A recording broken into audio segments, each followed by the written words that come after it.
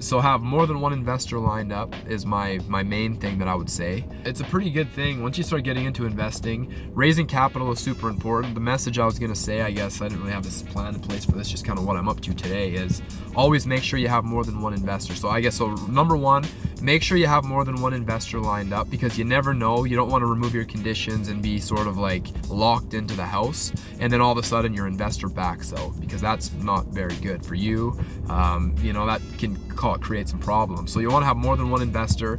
Sometimes you want to have more than two investors, because my second investor, I didn't quite have enough time to get everything lined up, and you can't just like ram it down their throat, right? It has to be kind of like fluid.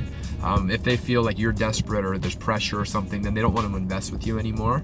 So have more than one investor lined up is my main thing that I would say. The other thing that I was going to circle back around is when you're giving people timelines too. That's another thing that I kind of screwed up on this one. It's not the end of the world by any means.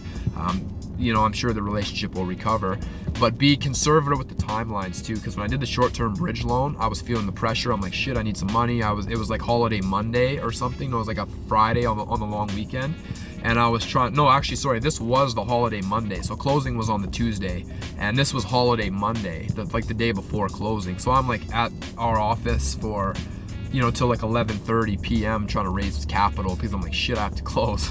It was a scramble. So be conservative with your timelines with your investors too. It's always better to ask for more time than you need and pay the stuff back early than have to pay the stuff back late, because even though it's not a huge deal, I don't think he was super like in desperate need of that back, but it's still really nice to deliver when you're gonna say you're gonna deliver. So I told him I only need it for 2 weeks. Well, I asked him for 30 days. He's like, oh, can you get it done in 2 weeks? I'm like, yeah, probably.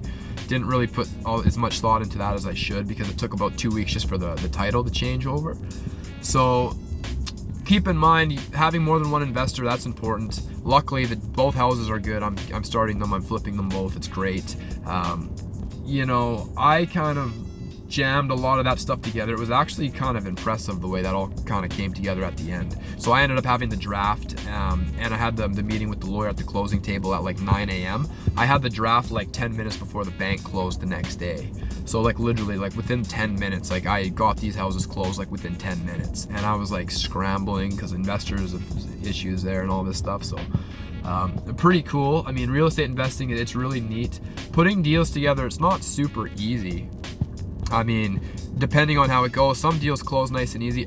Other deals, especially when you're an entrepreneur, like you never really have all the resources that you need a lot of the time anyway, especially with capital. A lot of time you'll jump onto a deal, you'll say, okay, I know I have some investors, I don't know exactly where the money's gonna come from yet, but I know I'm probably gonna be able to figure it out, probably. So it is always nice to have a couple of people lined up for that. So raising capital is important, but it's not super easy all the time, is my point, to close deals. Sometimes you have to scramble. Like I've been doing this for a couple of years now, and this was like for like a whole week. This was like a week worth of scrambling. So yeah, have more than one investor lined up.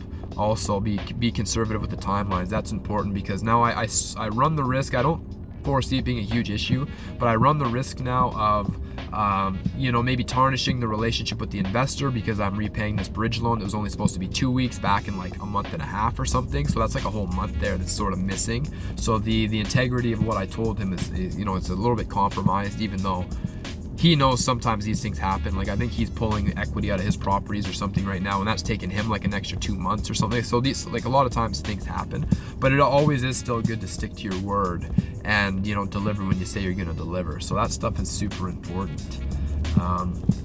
And yeah, so more than one investor. The other thing too is that I did a deal with him recently as well, and this is kind of how it all ties together. You got to really pay attention to this, and I'm just telling you this so you can kind of learn from some of the stuff that I've been kind of figuring out on my own here. So the financials from our last deal, that's been taking quite a while to get to him too. So I haven't actually even gave him the financial stuff that his accountant wanted from one of our last deals yet, and he's been asking me about it for like the last couple weeks. So that's another thing that's been kind of slow on my end, because I have so many things going on. I'm jamming these deals together. I've been doing all these courses. Like, it's not excuses. But if I was a little more diligent with the timeline from my accountant and like the information that he's waiting for from my accountant, then that would have been a little bit better. I should have just told him right in the beginning, yeah, don't expect this for like a month, because like it's probably going to be a month before you get it, rather than me saying, oh, let me check in with them, let me check back and see, and like not being super great with the timeline. So make sure, especially when you're dealing with investors, you're just very open about the timeline. If you think it's going to be a month, just tell them straight up. Just, yeah, it's going to be a month. Like, don't hold your breath on this. It's in the works, but I have some other stuff going on. You can expect this then. And then maybe, like for his sake, he's kind of in a rush because he has to file late if the documents are late, and then he has to pay like some fees for that or whatever. So if that is the case, I'll cover the fees for that.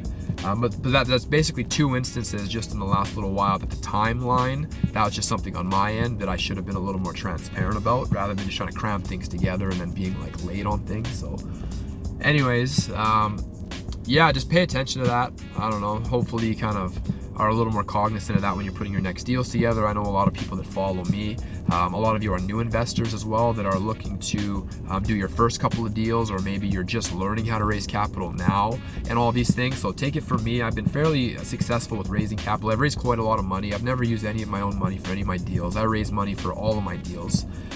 So I have some experience. Of course, I've been doing it a few years. There's still a lot of learning to do there.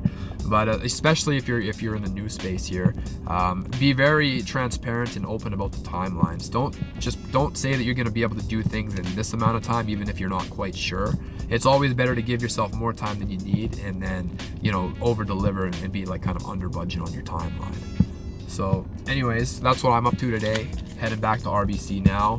I'm depositing this. He makes $4,000 on like a $49,000 thing. That's still pretty decent for him. I think he spent his last 12 days in like Italy or something with his wife. Like, it's really nice. When you get into lending, that's really, really nice. It's kind of like stage 5 of investing, becoming a capitalist. That is the top of the food chain, and that is where eventually we all want to be. We want to be doing stuff a little more passively instead of only doing like a lot of this active stuff that I'm doing now, which is really great. The track record, for your experience and just going through and doing a lot of this active stuff is really good. Plus you have a nice active income coming in that fuels whatever else you want to do with businesses or whatever it is later. But lending is also a really great thing to get into. So he was sitting on the beach, or he was sitting in Italy somewhere for the last while, and he was making a pretty nice return on that. I haven't done the math on that yet, but it's probably like an 80% return or something, or maybe even more than that, because he lent me $49,000, $40,000 or $4,000 came back, so that's like 8 or 9% cash on cash in like a month and a half. So yeah, he's probably like 70% annual or something for that, which is a really nice return.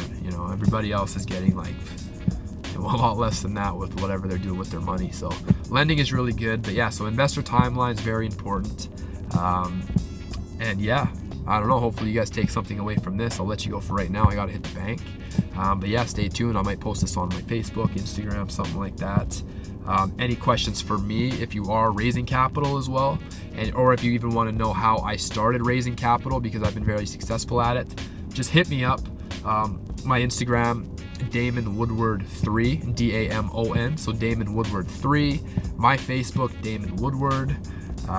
Hit me up anytime with questions. I'm raising money all the time. I'm doing deals all the time. I'm putting some more deals together right now as well, hopefully starting those in the next, couple of weeks or so.